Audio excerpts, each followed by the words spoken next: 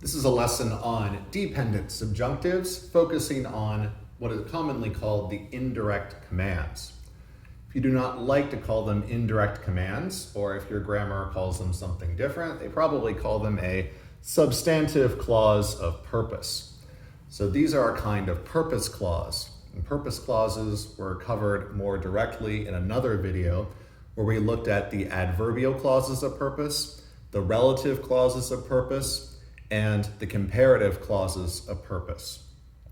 These are substantive clauses of purpose, whereas the other kinds of purpose clauses, like the adverbial kind, introduced by ut for the positive, ne for the negative, they were answering the question, why? Why did someone do something? Answer, ut or ne plus the subjunctive for the purpose of doing something.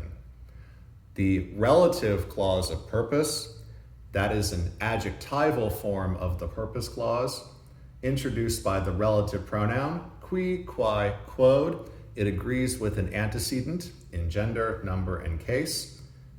Is followed by the subjunctive and shows purpose, but it's an adjectival form. Then we had the comparative clauses of purpose, where if we have a comparative in the clause, we will use quo instead of ut or ne. So here we have substantive clauses of purpose, another kind of purpose clause, commonly called indirect commands. So by substantive, this is just a fancy word for noun. These are noun clauses of purpose. Like an indirect statement, those are noun clauses as well. An indirect statement is the object of a head verb, a verb of thinking, a verb of saying, a verb of perceiving, hearing. So I say that something is happening. I say that the enemy are at hand. So if you were to ask, what did I say? The answer would be, the enemy are at hand. That would be a noun clause because it answers the question, what? These indirect commands, substantive clauses of purpose, work somewhat the same way. They're introduced by ut or ne, but they answer the question, what? They're followed by verbs of commanding, ordering, asking, entreating, persuading, urging, allowing, and entrusting. There's a lot of work you have to do in learning which verbs take what. Sometimes it's by context, sometimes it's based on how the Roman feels. And I'll give you some examples. Verbs of commanding or ordering, notably not eubeo. Eubeo does not take an indirect command, and I'll show you an example down below. So eubeo, eubere, iussi, iussus does not take an indirect command. You'll have to keep that in mind. Other verbs of commanding or ordering, like impero, imperare, imperavi, imperatus, which takes the dative, that definitely takes an indirect command. Or mando, mandare, mandavi, mandatus, which also takes the dative, that also takes an indirect command. Verbs of asking or entreating, beseeching, like rogo, rogare, rogavi, rogatus, to ask, or oro, orare, oravi, oratus, to beg or beseech. Peto, petere, petivi, petitus, when it means to ask or beg of, and takes preposition a plus the ablative. Postulo, postulare, postulavi, postulatus. Or obsecro, obsecrare, obsecravi, obsecratus.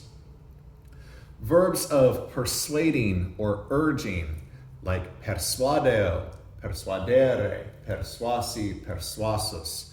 That is a very popular one. Takes the dative and definitely takes an indirect command, be followed by an ut or a ne, and then a subjunctive clause.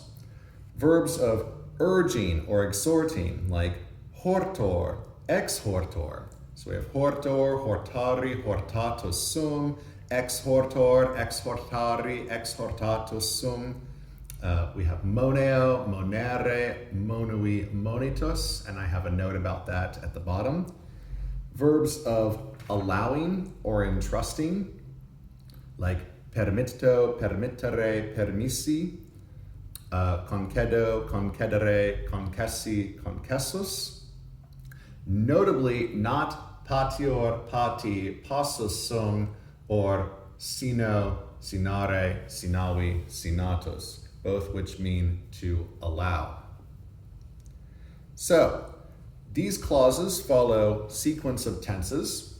So if your main verb is present tense, future tense, future perfect tense, present subjunctive, or an imperative, the verb in the subjunctive dependent clause must be in the present subjunctive.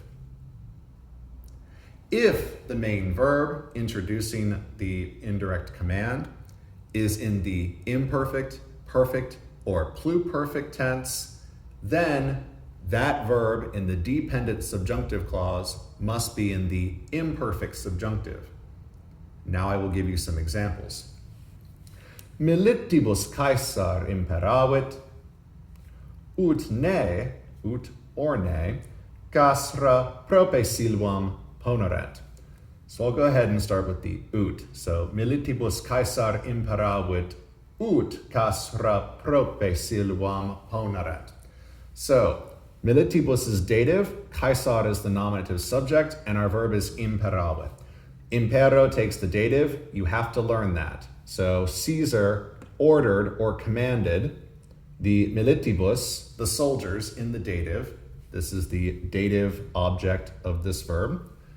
Then we have an indirect command, a substantive clause of purpose.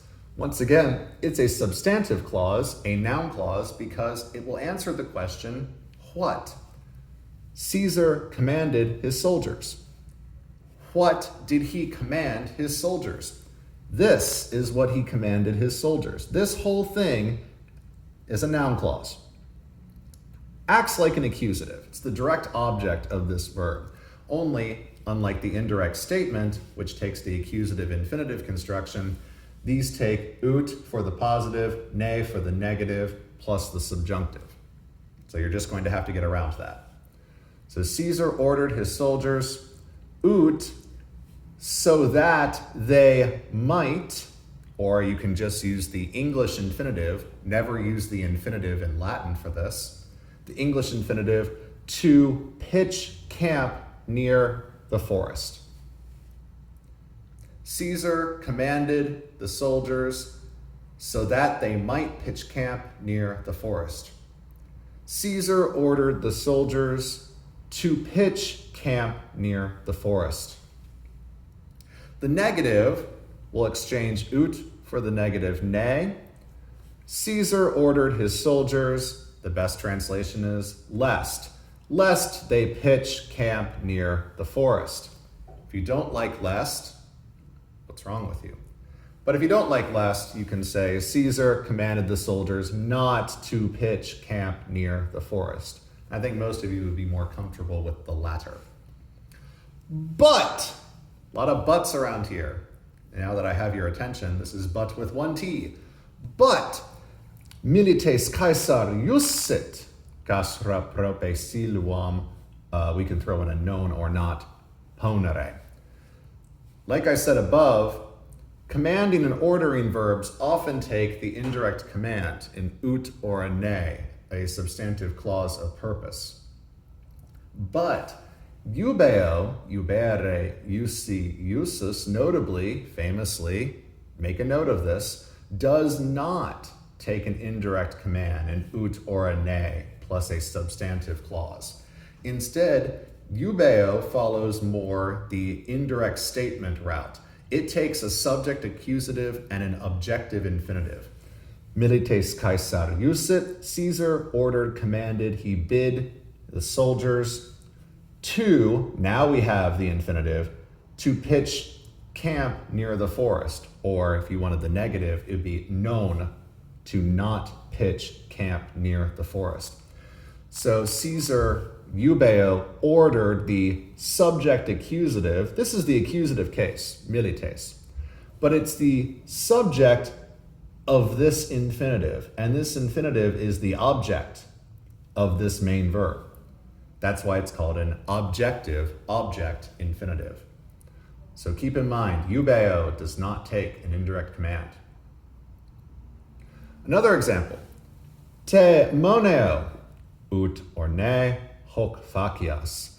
Te moneo ut hoc facias. I warn you, or I advise you, moneo takes the accusative, te, so that you may do this. I warn or advise you to do this. Moneo here is acting like a verb of urging. It's almost like I urge you to do this. Or the negative, te moneo ne hoc facias. I urge you or I advise you, I warn you not to do this, so that you may not do this.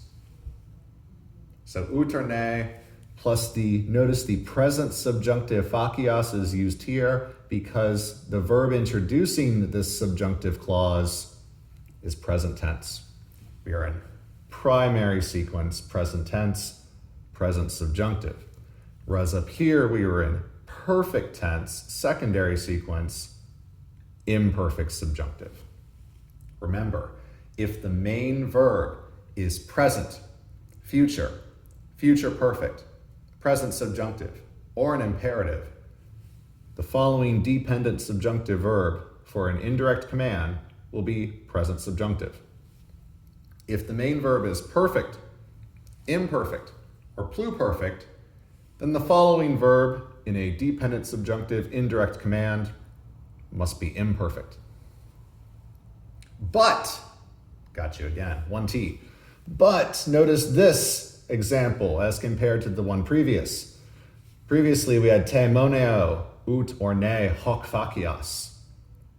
But te moneo hostes ad esse. I warn you or I advise you that the enemy are at hand. The enemy is approaching. The enemy is on its way. The enemy is here. Ad esse. Oh yeah, they're already here. So te moneo. Moneo takes the accusative direct object te. Then we have an indirect statement where moneo introduces us into an indirect statement with hostes being the subject accusative of the indirect statement and ad esse being the infinitive. It is present tense because it is contemporaneous with the main verb. So notice that sometimes the same verb, sometimes not the same verb, but the same concept, these both mean order or command, this is the same verb, they can take different clauses. And it sometimes has to do with context. It also has to do with how the Romans felt about these verbs. So you'll have to pay attention whether some verbs will sometimes take an indirect statement or some sort of subject accusative and infinitive, objective infinitive clause. And then some verbs will take ut ne, a substantive clause of purpose, also known as an indirect command.